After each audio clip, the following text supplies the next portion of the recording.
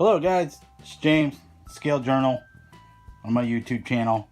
Today we're going to talk about and do a little review, walk around some of the mods I've done to my new TRX4 Sport.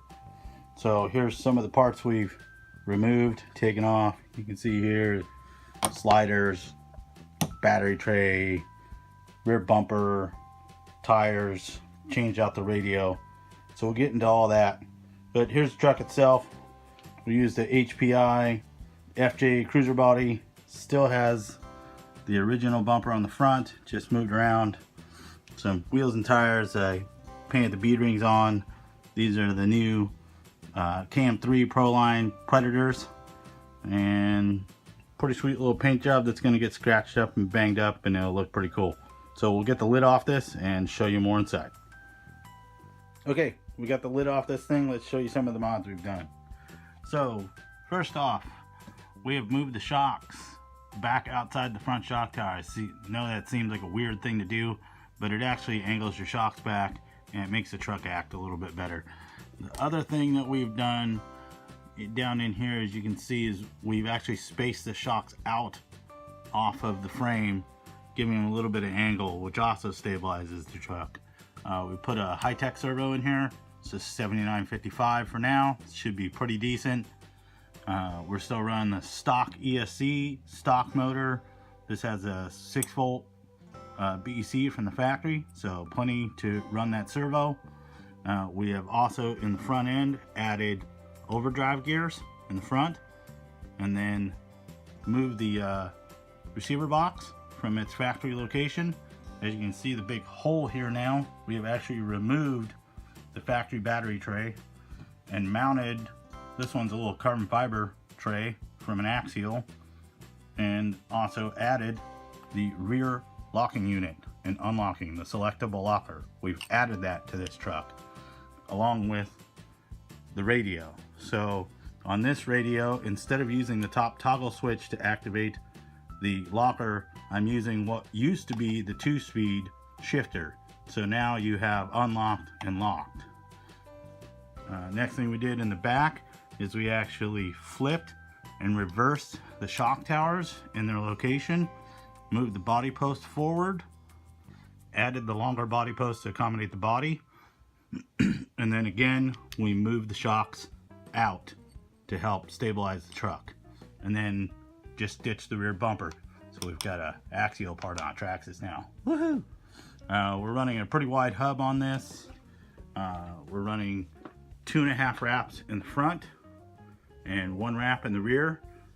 These Predator tires they're working amazing. I'm really liking the compound on these.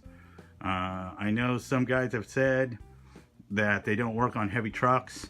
We're going to experiment with that a little bit more later. I think with just the right foam setup, you'll be fine.